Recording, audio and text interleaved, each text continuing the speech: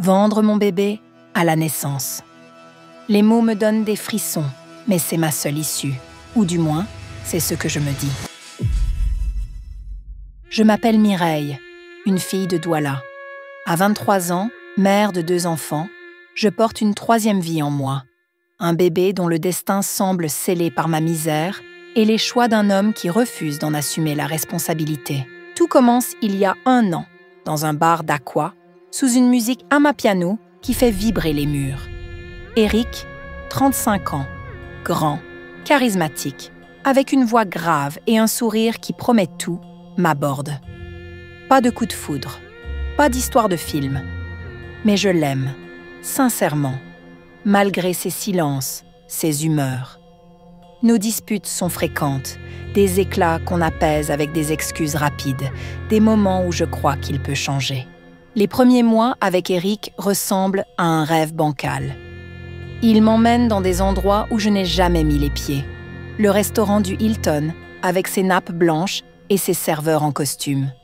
Je me sens petite dans ma robe de marché. Mais Eric me prend la main. « Tu es belle, Mireille », dit-il, et j'oublie tout le reste. Mais les signaux sont là, dès le début. Ces téléphones qui sonnent à toute heure, ces regards fuyants quand je pose des questions. « C'est pour le boulot », répète-t-il sans cesse.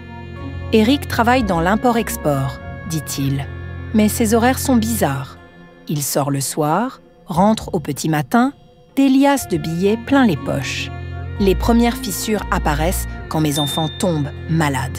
Samuel fait de la fièvre, Éloi tousse toute la nuit. J'appelle Eric, paniqué. « Je peux pas venir, j'ai un truc important », dit-il, raccrochant avant que je puisse répondre.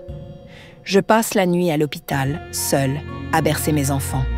Mais il y a cette fille. Je la vois trop souvent chez lui. « C'est juste une aide ménagère », répète-t-il, le regard fuyant. Je veux y croire. Jusqu'à ce matin où je les trouve, endormis dans son lit, le drap à peine tiré. Mon cœur s'arrête. J'attends, assise sur une chaise en plastique, le ventre noué, jusqu'à ce qu'Eric ouvre les yeux. « C'est qui, elle ?» je demande, la voix tremblante. Il me fixe, un sourire narquois. « Tu vois pas que c'est ma copine ?» Ces mots me poignardent le cœur. J'ai envie de crier, de pleurer, de le gifler. Mais je reste là, figée, regardant cette fille qui se réveille lentement, qui me sourit comme si de rien n'était. « Bonjour », dit-elle, et sa voix douce me fait encore plus mal. Eric se lève, s'étire, va vers la cuisine. « Tu veux du café, Mireille ?» demande-t-il, comme si la scène était normale. Je pars sans un mot, mais je reviens le soir même. C'est plus fort que moi. Eric m'ouvre, torse nu, les cheveux ébouriffés. « Ah, tu es revenu !» dit-il, presque amusé. On ne parle pas de ce matin. On fait comme si rien ne s'est passé. Il me prend dans ses bras, ses lèvres trouvent les miennes, et j'oublie tout. C'est ma faiblesse, ma malédiction. Les semaines passent dans cette torture. Eric me présente ouvertement Patricia, sa copine officielle. Moi, je suis devenue l'autre, celle qu'on cache, celle qu'on appelle quand on a envie. Patricia me regarde avec pitié quand nos chemins se croisent. « Tu sais qu'il ne changera jamais, hein ?» me dit-elle un jour au marché. Ces mots me brûlent, mais je fais semblant de ne pas les entendre. En mars, la réalité me rattrape comme un camion qui fonce. Mes règles n'arrivent plus. Mon ventre me fait mal, différemment. J'achète un test de grossesse. Mes mains tremblent en le tenant. 2 traits rouges. Mon monde s'écroule. Pas maintenant, pas avec Eric, pas dans cette situation. Je lui annonce, espérant un miracle, un sursaut de responsabilité. On est dans sa voiture, garée devant le port. Les bateaux partent et arrivent. La vie continue. Mais la mienne s'arrête. « Eric, je suis enceinte », dis-je, la voix cassée. Il ne lève même pas les yeux de son téléphone. « Ok », marmonne-t-il, comme si j'avais dit qu'il allait pleuvoir. Le silence dure une éternité. Puis Eric range son téléphone, me regarde enfin. « Bon, on va s'occuper de ça. Je connais quelqu'un. Il parle d'avortement comme d'une course au marché. Rendez-vous pris, problème réglé. Combien ça coûte ?» demande-t-il. 15 000, dis-je. Ok, je m'en occupe. Mais les jours passent. Eric reporte, invente des excuses. J'ai pas d'argent maintenant, dit-il. Attends la fin du mois. Le mois passe, puis un autre. J'appelle, j'envoie des messages. Ses réponses deviennent de plus en plus froides. Arrête de me saouler avec ça, écrit-il. C'est pas urgent. À 3 mois, je craque. Je rassemble tout ce que j'ai, je vends mes bijoux, mes pagnes, tout. 15 000 francs. J'ai 15 000 francs. Je contacte une femme que tante Rose connaît. Elle me donne une adresse, des cachets. Tu prends ça, tu attends, ça va partir, dit-elle. Ses mains sont sales, son local sent mauvais, mais c'est mon seul espoir. Je rentre chez moi, j'avale les cachets. La douleur commence quelques heures après. Je me tords sur mon lit, mordant un linge pour ne pas crier. Samuel et Éloi dorment dans la pièce d'à côté. Je ne veux pas les réveiller, pas qu'ils voient que leur mère dans cet état. Toute la nuit, j'attends que ça parte. J'ai mal partout. Je saigne. Je transpire. Le matin arrive. Je suis épuisée, vidée, mais le bébé est toujours là. Je le sens. Je le sais. Les cachets n'ont pas marché. 3 mois de grossesse, et c'est trop tard pour ce genre de méthode. Je pleure, assise sur le bord de mon lit, regardant mes enfants qui se réveillent. « Maman, tu vas bien ?» demande Samuel inquiet. « Oui, mon cœur, » mange, lui caressant les cheveux. J'appelle Eric, lui explique ce qui s'est passé. Sa réaction me glace le sang. « Tu es folle !» crie-t-il. « Tu vas me créer des problèmes. Ne remets plus jamais les pieds ici. » Le téléphone tremble dans ma main. Moi qui n'ai jamais su me battre, qui ai toujours tout encaissé, je sens quelque chose exploser en moi. Je suis fatiguée de me battre seule. J'écris dans un message. Tu vas t'occuper de cette grossesse, de gré ou de force. Pour la première fois, je menace.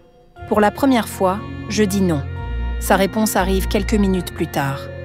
Va chercher où tu as ramassé ta grossesse. Puis, plus rien. Il me bloque partout. WhatsApp, Facebook, ses numéros de téléphone. Je n'existe plus. Ma mère est partie depuis si longtemps que je ne me souviens plus de son visage. Eric m'a rayée de sa vie. Je n'ai personne, rien. Le lendemain, je prends une décision.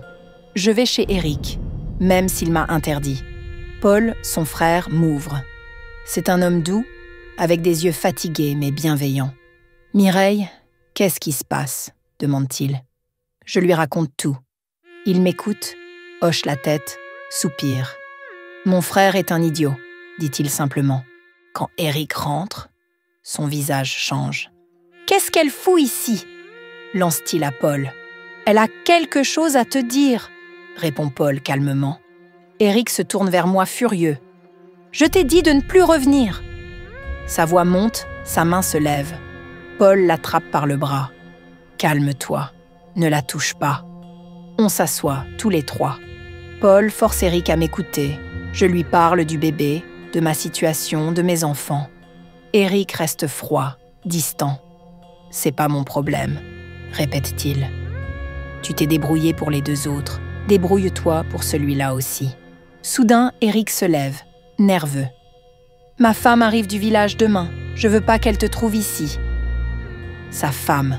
Je découvre qu'Eric est marié, qu'il a une vraie famille quelque part. Patricia n'était qu'une distraction comme moi. « Tu dégages maintenant, » dit-il, me montrant la porte. Je refuse de partir. Pour la première fois de ma vie, je dis non. Je reste plantée au milieu du salon, mes poings serrés. Eric devient fou de rage. Il m'attrape par le bras, me traîne vers la porte. Ses doigts s'enfoncent dans ma peau, me laissent des marques bleues. « Lâche-moi !» crie-je, me débattant. Paul essaie d'intervenir, mais Eric me pousse dehors et claque la porte. Il est 23 heures.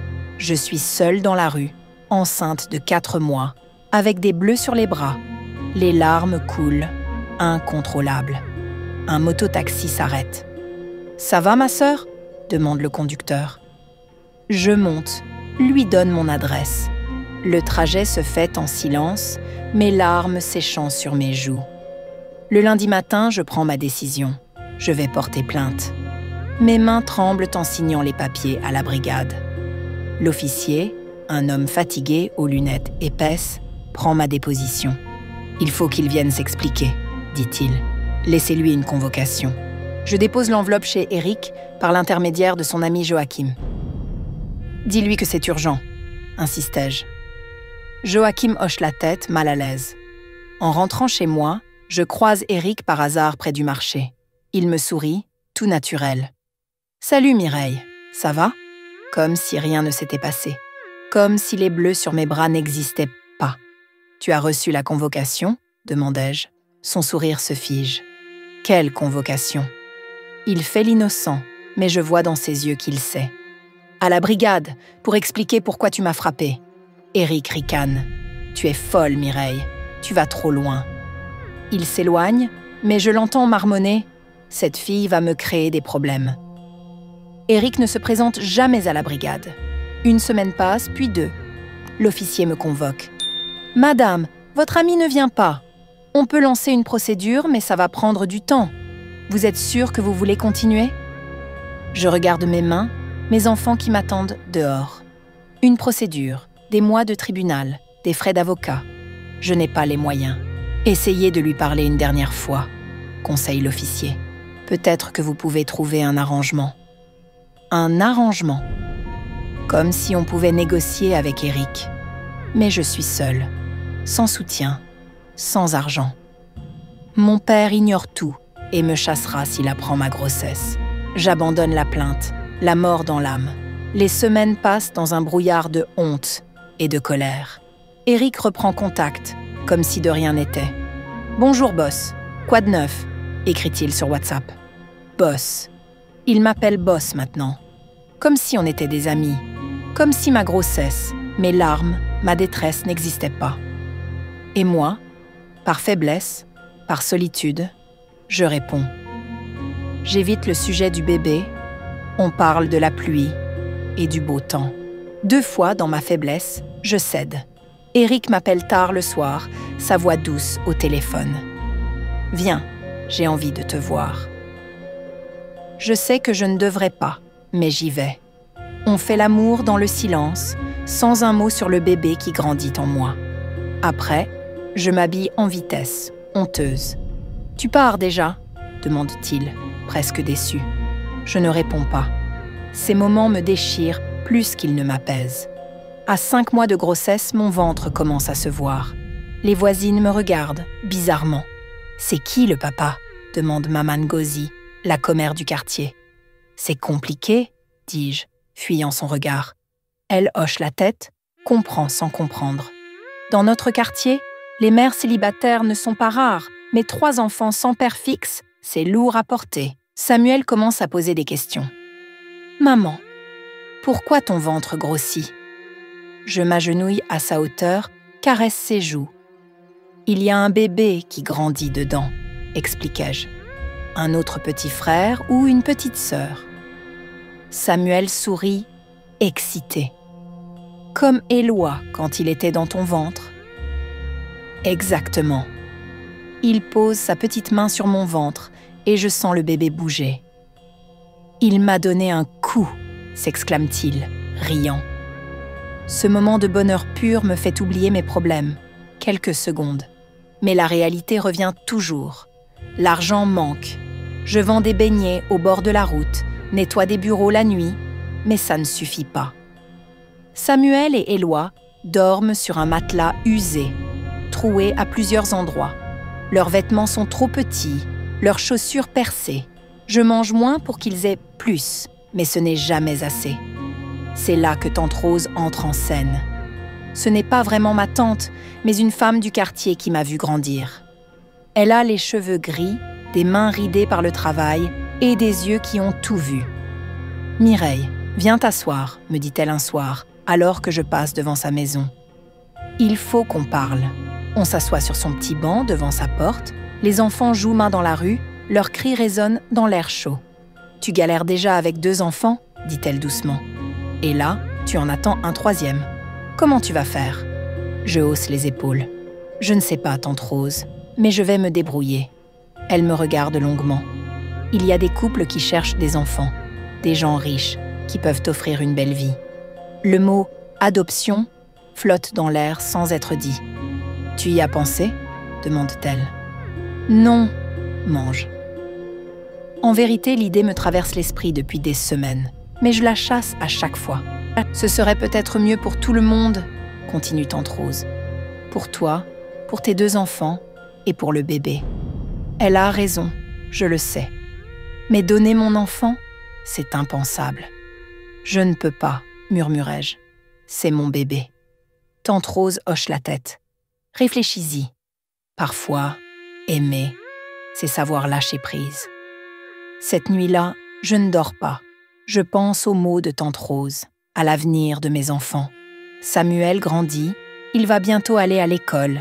Il lui faut des uniformes, des cahiers, des frais de scolarité. Éloi aussi grandira, aura les mêmes besoins. Et ce bébé qui arrive, qu'est-ce que je peux lui offrir? Un matelas usé, des vêtements d'occasion, des repas aléatoires? Je pose une main sur mon ventre. Le bébé bouge, me donne des coups. Je ne sais pas quoi faire, chuchotai-je dans l'obscurité. Je t'aime déjà, mais je ne sais pas comment t'aimer correctement. Les larmes coulent, mouillant mon oreiller. Pour la première fois, j'envisage sérieusement l'adoption. Le lendemain, je contacte Dr Mevondeau, un gynécologue que connaît tante Rose. Son cabinet est propre, moderne. Lui-même est un homme rassurant, avec des cheveux poivre et sel et des lunettes. « Mademoiselle Mireille, qu'est-ce qui vous amène ?» demande-t-il. Je lui explique ma situation, ma grossesse, mes difficultés. « J'ai peut-être quelque chose pour vous », dit-il après m'avoir écouté. « Une dame, Florence, mariée depuis 10 ans. Elle ne peut pas avoir d'enfant. Elle cherche à adopter. Il me parle d'elle, de sa famille, de leur situation financière confortable. Elle pourrait prendre en charge vos frais médicaux, vous donner une allocation mensuelle et à la naissance... »« Combien ?» demandai-je coupant court. « C'est brutal, mais je dois savoir. » Dr Mvondeau hésite. 50 000 par mois pendant la grossesse et 2 millions à l'accouchement. 2 millions. C'est énorme pour moi, dérisoire pour les riches. Elle veut juste un bébé en bonne santé, précise-t-il. Et vous, une vie meilleure. Je dis oui, le cœur lourd. Oui à l'examen médical, oui à l'échographie, oui à cette transaction qui va changer ma vie. L'échographie montre un bébé vigoureux, un petit cœur qui bat fort. C'est une fille, annonce Dr Mvondeau. Une fille. J'ai envie de pleurer, de crier, de partir en courant. Mais je reste, je signe les papiers, je prends rendez-vous. En rentrant, je trouve Eric qui m'attend. Il est assis sur le banc devant ma maison, fumant une cigarette. « Salut Mireille », dit-il, tout sourire. « Où tu étais ?» Je ne lui dois rien, mais je réponds quand même. « À l'hôpital. » Son sourire se crispe.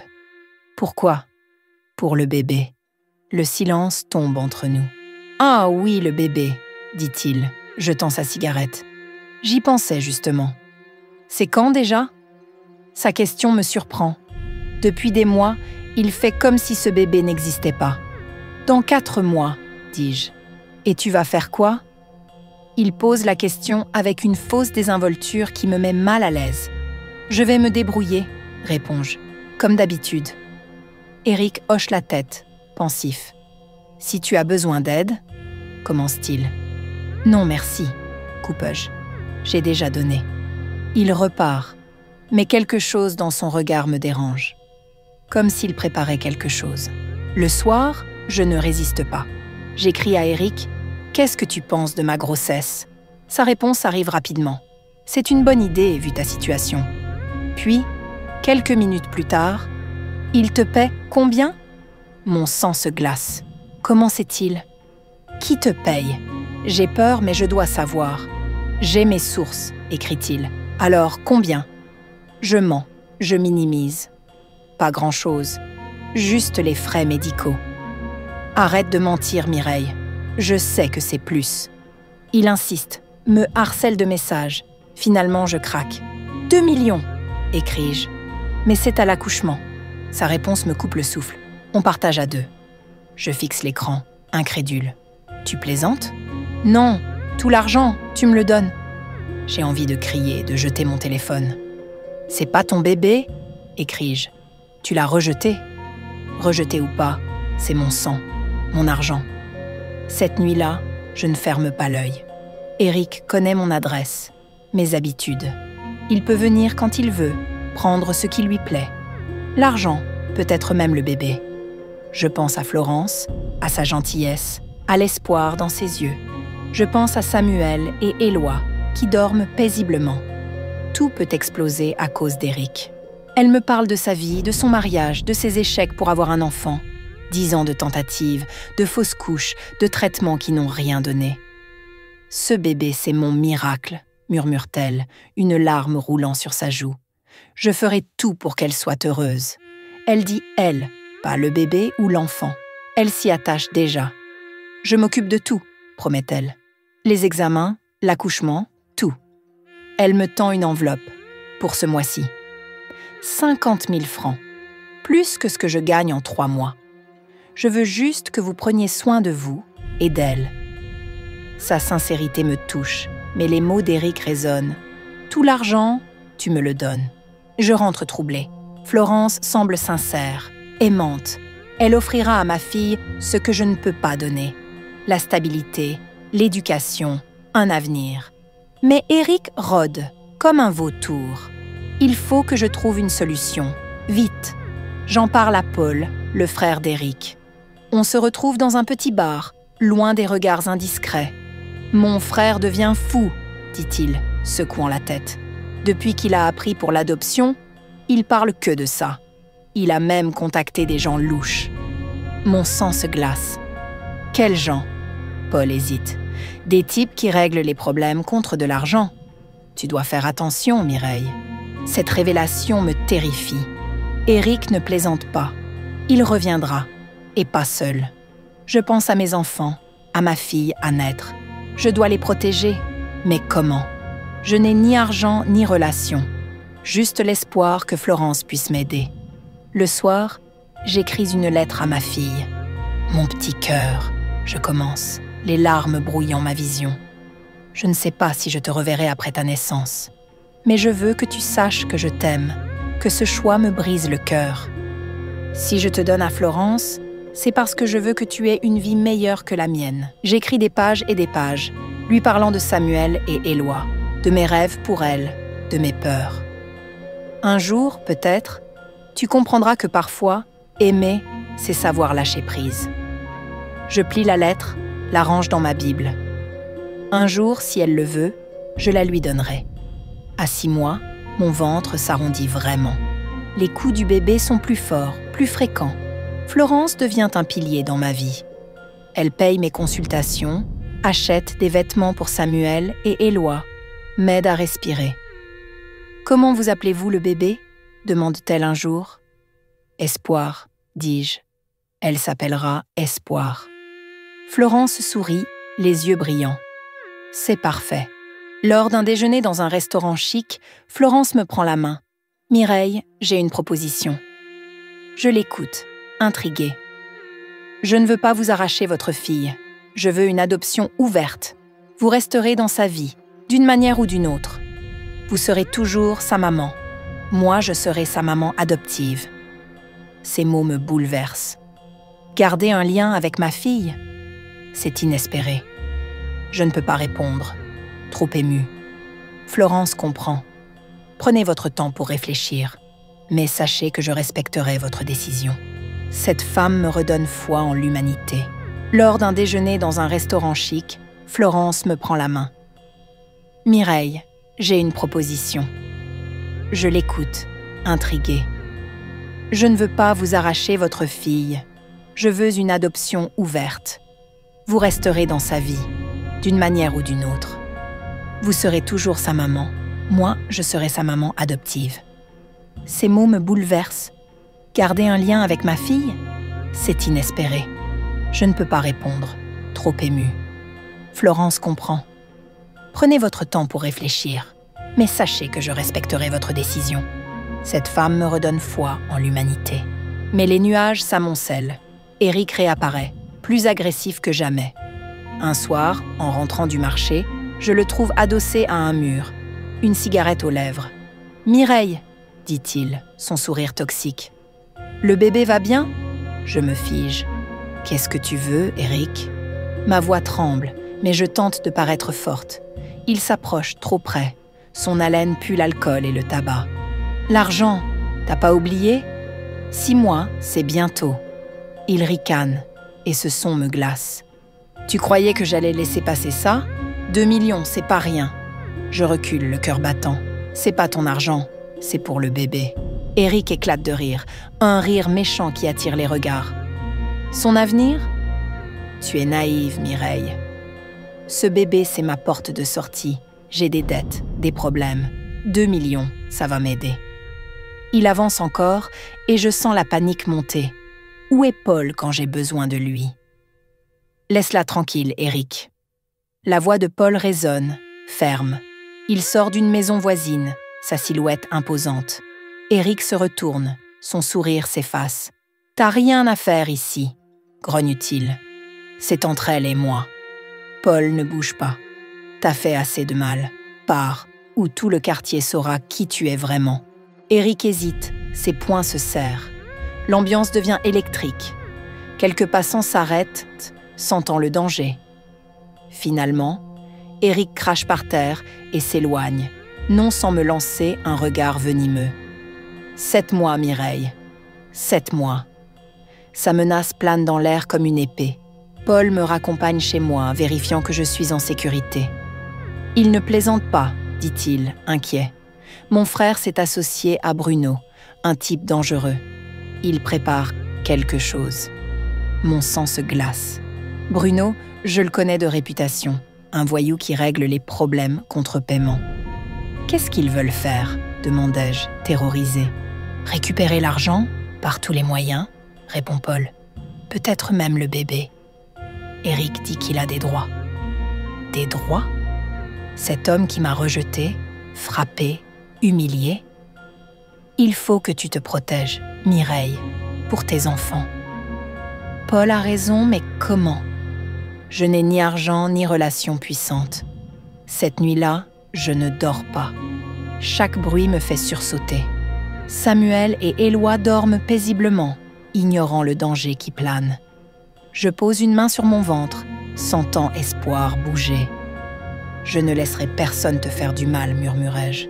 Ni à toi, ni à tes frères. » Le lendemain, tante Rose me pousse à agir. « Tu ne peux pas rester passive, dit-elle, ses yeux brillants de colère. Cet homme t'a assez fait souffrir. » Elle me donne le numéro d'une association pour femmes en détresse. « Appelle-les, ils sauront t'aider. » J'hésite, puis compose le numéro. Une voix douce répond. « Centre d'aide aux femmes, Clémentine à l'appareil. » Je raconte tout à Clémentine. Eric, les menaces, Bruno, ma grossesse. Elle m'écoute sans m'interrompre. « Vous n'êtes pas seule, » dit-elle enfin, sa voix ferme mais douce. « On va vous aider. » Juridiquement, Eric n'a aucun droit sur cet argent, et encore moins de vous menacer. Elle me donne rendez-vous le lendemain avec un avocat. Florence remarque mon état. « Mireille, vous semblez stressée. Qu'est-ce qui se passe ?» Je lui raconte Eric, ses menaces, mes peurs, son visage durci. « Cet homme ne touchera pas un centime, » dit-elle, déterminée. « J'ai des moyens, des relations. On va le stopper. » Pour la première fois depuis des semaines, je me sens moins seule. Maître Kofi, l'avocat de l'association, est un homme sec, aux lunettes métalliques. « Votre situation est claire, » dit-il après avoir écouté. « Cet homme n'a aucun droit légal. L'argent de l'adoption vous revient entièrement, et ces menaces constituent du harcèlement. » Il prend des notes, pose des questions précises. On va porter plainte, obtenir une ordonnance de protection. Mais Eric ne reste pas inactif. Une semaine plus tard, Samuel revient de l'école bouleversé. « Maman, un monsieur m'a posé des questions sur toi, » dit-il, les larmes aux yeux. Il voulait savoir où tu vas quand tu sors. Mon sang se glace. Eric s'attaque à mes enfants. « Quel monsieur ?» demandai-je, m'agenouillant devant Samuel. « Un gros monsieur, avec des cicatrices, » décrit Samuel. « Bruno. » Eric envoie Bruno rôder autour de mes enfants. La colère monte, plus forte que la peur. « Écoute-moi bien, mon cœur, dis-je à Samuel. Si tu vois encore ce monsieur, tu cours te réfugier chez tante Rose. Tu ne lui parles pas, tu ne l'écoutes pas. » Samuel hoche la tête, effrayé. Cette nuit-là, je ne quitte pas mes enfants des yeux. À chaque bruit, je sursaute. Vers 2 heures du matin, j'entends des pas dehors. Mon cœur s'emballe.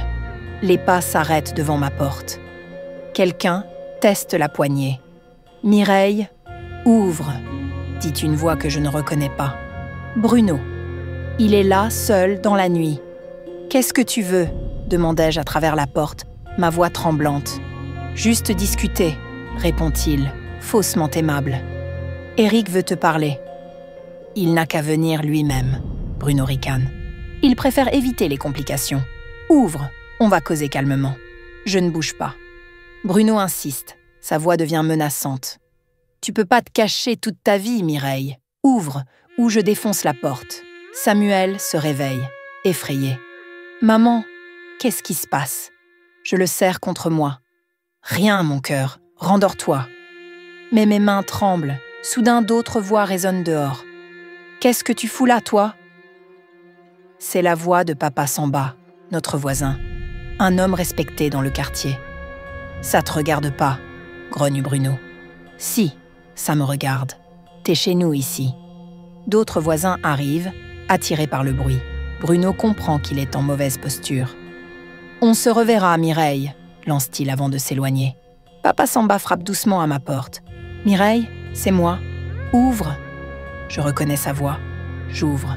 « Qu'est-ce que ce voyou te voulait ?» demande-t-il. Je lui raconte tout. Papa Samba hoche la tête, grave. « On va monter la garde, nous les voisins. Ils reviendront pas. » Cette solidarité me réchauffe le cœur. Le lendemain, Florence débarque avec Maître Kofi et un policier. « C'est terminé, » dit-elle, déterminée. « On va régler ça une fois pour toutes. » Le policier, un homme imposant, prend ma déposition. « Ces menaces, c'est du harcèlement aggravé, » dit-il. « On va l'arrêter. » Maître Kofi explique qu'une ordonnance de protection sera émise. Il ne pourra plus s'approcher de vous. Mais Éric est plus malin que prévu. Il disparaît, évite les lieux habituels. Paul me dit qu'il se cache chez un ami, dans un autre quartier. « Il prépare quelque chose, » prévient-il. « Attention à vous !» Cette attente me ronge.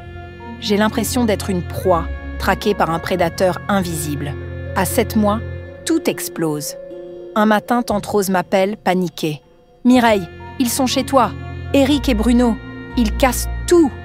Je cours, le cœur dans la gorge, priant pour que mes enfants ne soient pas là. Heureusement, ils sont à l'école. En arrivant, je vois ma porte défoncée, mes affaires éparpillées. Éric est dans mon salon, fouillant mes tiroirs. Bruno, trapu, regard de serpent, retourne mon matelas. « Où est l'argent ?» hurle Éric en me voyant. « Où tu caches l'argent de l'adoption ?» Je tremble mais je tiens bon. Il n'y a pas d'argent ici. Je ne l'ai pas encore reçu. Éric s'avance, menaçant. « Menteur! Florence t'a déjà donné des avances. »« Vous n'aurez rien, » dis-je, trouvant un courage que je ne me connaissais pas. « Sortez de chez moi. » Bruno ricane, mais une voiture s'arrête dehors. Florence en sort, accompagnée de Maître Kofi et du policier. « Monsieur Éric, » dit l'avocat, la voix tranchante. « Vous êtes en état d'arrestation pour effraction et harcèlement. » Éric pâlit, ses yeux passant de l'avocat à moi. « Tu m'as piégé, » dit-il furieux. « Tu vas me le payer. » Mais les menaces sonnent creux maintenant. Bruno tente de fuir par la fenêtre, mais le policier l'arrête. En quelques minutes, ils sont menottés, emmenés sous les regards des voisins qui applaudissent. « C'est fini, » dit Florence, me serrant dans ses bras. « Il ne pourra plus vous faire de mal. » Je laisse mes larmes couler, de soulagement, de joie, de peur évacuée. Samuel et Éloi rentrent de l'école, découvrent le chaos. « Maman, qu'est-ce qui s'est passé ?» demande Samuel. « Des méchants sont venus, mais ils sont partis maintenant, » expliquai-je. « On va réparer, tout va bien. Florence et son mari André m'aident à remettre ma maison en ordre.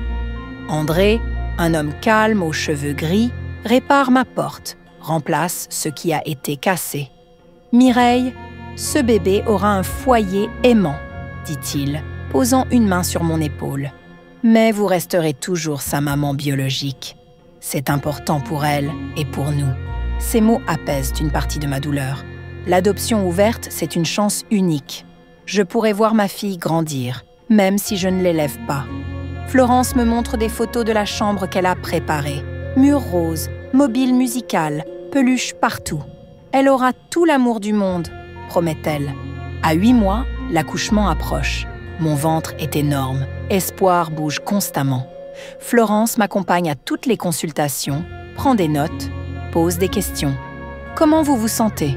demande-t-elle sans cesse, physiquement et émotionnellement. Cette attention me touche.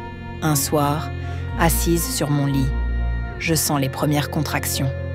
Pas encore le travail, mais des signes précurseurs. Florence arrive en urgence, affolée. « On va à l'hôpital », dit-elle, juste pour vérifier. Dr Mvondo nous rassure. « Encore quelques semaines », dit-il, « mais tout va bien. » Dans la voiture, Florence me prend la main. « Mireille, je veux que vous sachiez quelque chose. Quoi qu'il arrive, vous aurez toujours une place dans notre famille. André et moi, on vous considère comme une sœur. » Ces mots me bouleversent. Une famille. J'ai une famille. Paul vient me voir, inquiet. « Mon frère a été condamné, dit-il. 6 mois de prison, puis interdiction de vous approcher. » Cette nouvelle me soulage. Il avait des dettes, des problèmes avec des usuriers, c'est pour ça qu'il voulait l'argent. L'avidité, toujours l'avidité. « Merci, Paul, dis-je. Merci de m'avoir protégé. » Le jour J arrive un matin de décembre. Je me réveille avec des contractions régulières. Cette fois, c'est le vrai travail. Samuel et Éloi sont chez Tante Rose. Florence et André m'emmènent à l'hôpital. « Ça va aller », répète Florence, tenant ma main. « Tout va bien se passer. » L'accouchement dure 8 heures. 8 heures de douleur, de sueur, de peur. Florence ne me quitte pas, éponge mon front, me donne de l'eau. « Poussez, Mireille !» dit Dr Mvondo. « Je vois la tête !» Un dernier effort et Espoir sort, hurlant sa colère au monde. « C'est une fille !» annonce Dr Mvondo. Une fille parfaite, avec des cheveux noirs et des yeux immenses. L'infirmière la pose sur mon ventre et mon cœur explose. « Bonjour, mon bébé !» murmurai-je, les larmes coulant. « Bonjour, Espoir !» Elle me regarde et je jure qu'elle me reconnaît. Florence et André pleurent en la prenant dans leurs bras. « Elle est magnifique !» dit Florence, sa voix cassée par l'émotion. « Merci Mireille, merci pour ce cadeau. » André caresse doucement la joue d'Espoir. « Bienvenue dans la famille, princesse, dit-il. Les formalités d'adoption sont réglées rapidement. Maître Kofi a tout préparé. Adoption ouverte, comme convenu, dit-il. Vous gardez des droits de visite, Mireille. Vous êtes sa maman biologique, toujours. Je signe les papiers, les mains tremblantes. C'est fait. Espoir a une nouvelle famille. Florence et André m'invitent souvent chez eux. Je vois ma fille grandir, sourire, babiller. « Maman Mireille ?» dit-elle un jour, tendant ses petits bras vers moi. Mon cœur fond. Elle a 2 mamans, et elle le sait. « Maman Florence ?» dit-elle en se tournant vers l'autre. L'amour se partage, se multiplie. Avec l'argent de l'adoption, j'ouvre une petite boutique de vêtements. Samuel et Éloi ont des uniformes neufs, des chaussures qui brillent. « Maman, tu es la plus belle, » dit Samuel, me voyant dans une robe neuve. « La plus forte aussi. » Ces mots me donnent des ailes. Clémentine, de l'association, m'aide à sécuriser ma nouvelle maison. « Vous êtes un exemple, » dit-elle. « Vous avez transformé votre douleur en force. » Elle me demande de témoigner, d'aider d'autres femmes. Mon histoire peut servir ? Absolument. Vous montrez qu'on peut s'en sortir. Éric ne réapparaît plus. Paul me dit qu'il a quitté Douala, fui ses dettes et ses problèmes. Bon débarras, dit Tante Rose. Tu mérites la paix. C'est vrai, je mérite la paix. Après tant de tempêtes, j'ai droit au calme. 1 an après, Espoir fait ses premiers pas. Chez Florence et André, entouré d'amour. Je suis là, ainsi que Samuel et Éloi. Regarde, maman Mireille, dit Espoir, marchant vers moi. Je marche. Je la prends dans mes bras, la serre fort. Tu es formidable, mon cœur, dis-je. Le soir, seule dans ma boutique, je pense à tout ce chemin parcouru.